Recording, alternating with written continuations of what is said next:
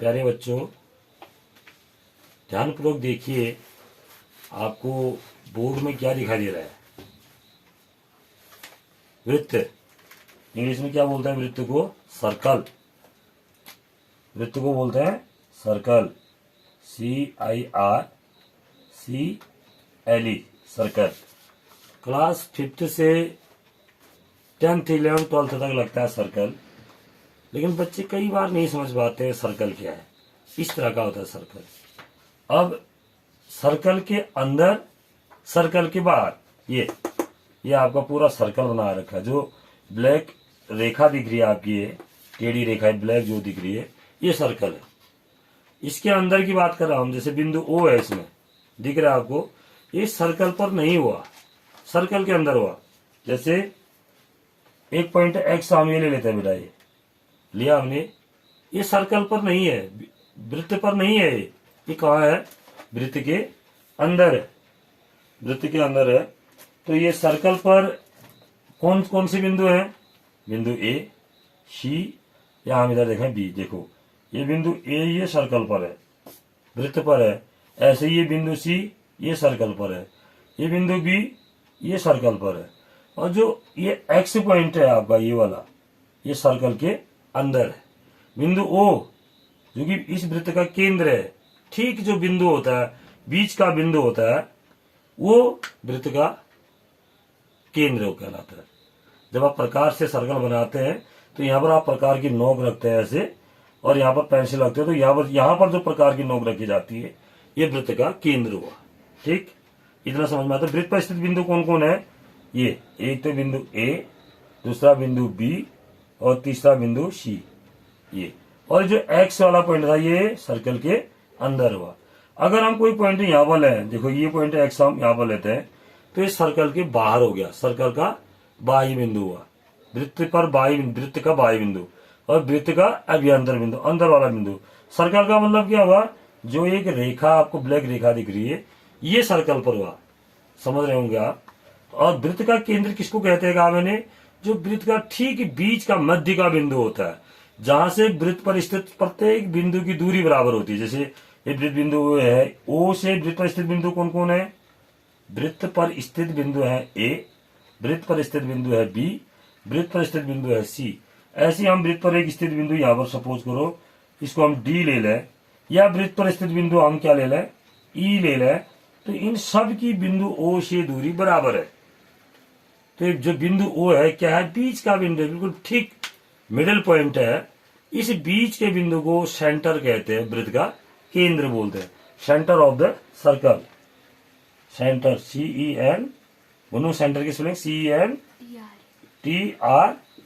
Centre of the circle. ये हुआ centre of the circle. English में सेंटर ऑफ द सर्कल बोलते हैं और हिंदी में वृत्त का केंद्र। तो क्या है वृत्त का केंद्र इस चित्र में? बिंदु O।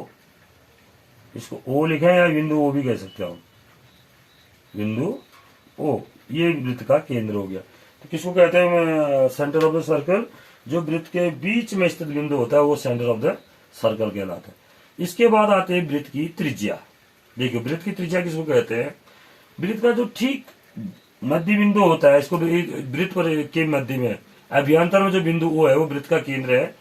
केंद्र O से वृत्त पर स्थित प्रत्येक बिंदु की दूरी बराबर होती है। ध्यान देना बेटा, मैंने क्या कहा? वृत्त का जो केंद्र O है, O से वृत्त पर स्थित बिंदु, चाहे आप A लें वृत्त पर स्थित बिंदु, या वृत्त पर स्थित बिंदु B लें, या वृत्त पर स्थित बिंदु C लें, या वृत्त पर स्थित बिंदु D लें, या वृत्त पर स्थित बिंदु E लें, तो A, B, C, D, E की बिंदु O से दूरी बराबर होती है। इसी दूरी को क्या कहते हैं? वृत्त की त्रिज्या कहते हैं।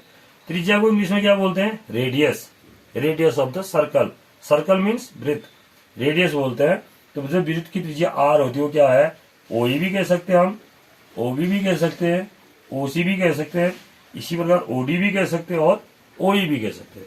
ये वृत्त की त्रिज्या होती है, ये बराबर होती है। ये कौन सी होती है? जब आप चित्र बनाएंगे, चित्र बनाते समय प्रकार के नोक, गुंजन प्रकार और पेंसिल लाना बेटा, प्रकार के नोक और पेंसिल के नोक के बीच की दूरी होती है।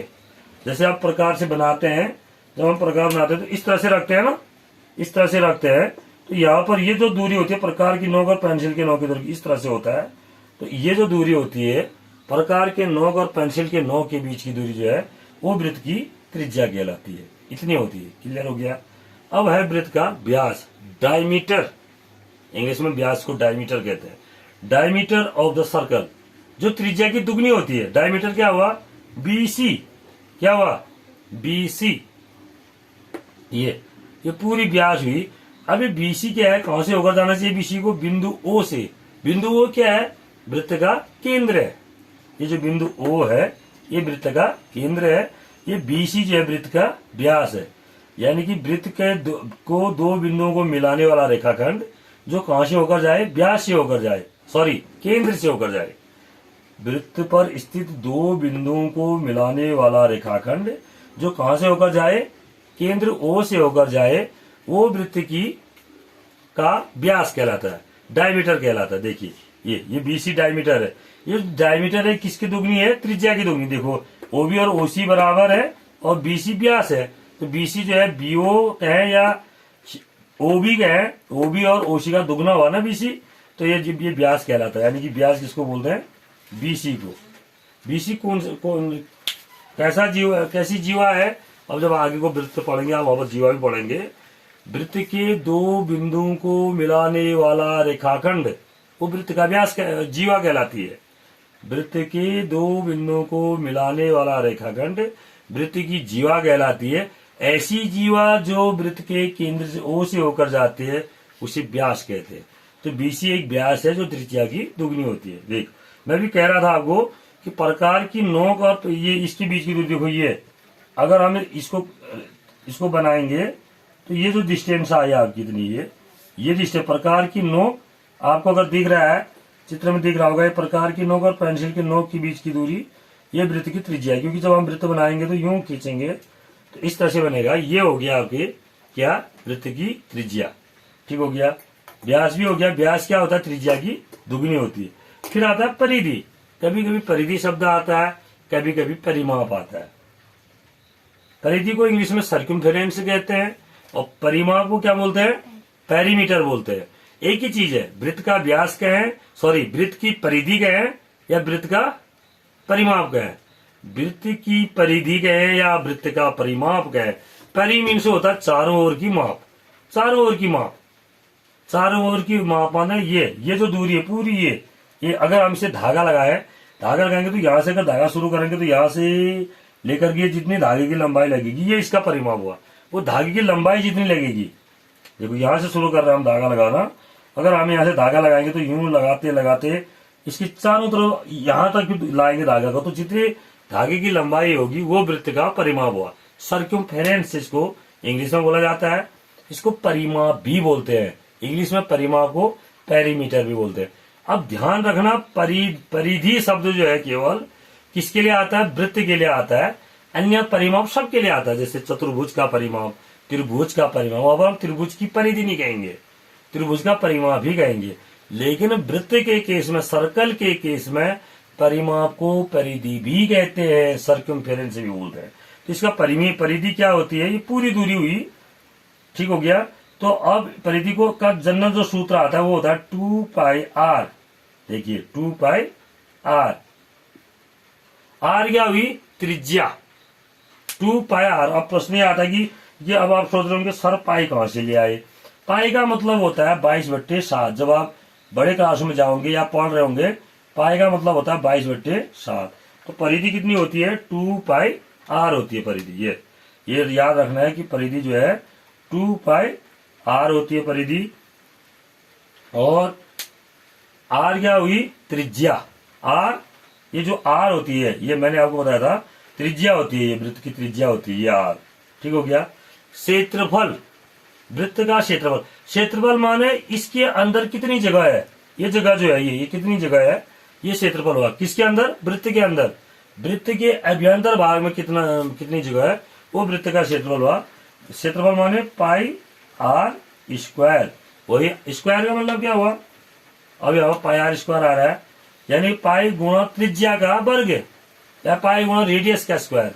स्क्वायर माने इसको हम ये लिख सकते हैं, स्क्वायर का मतलब यहाँ पर क्या होगा? स्क्वायर का